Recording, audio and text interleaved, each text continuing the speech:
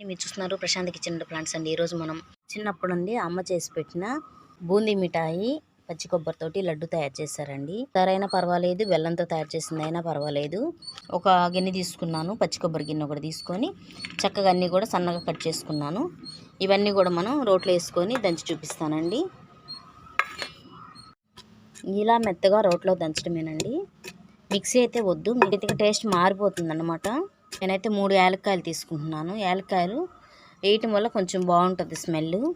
ఈ మిఠాయి తీసుకుందాము, ఈ బూందీ మిఠాయిని. మీరు స్వీట్ చూసుకోండి, ఎంత తినగలిగితే అంత బాగుంటుందండి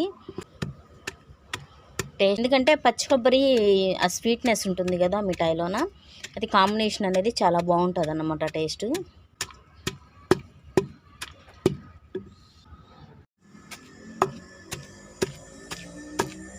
మెత్తగా నలిగిపోయిందండి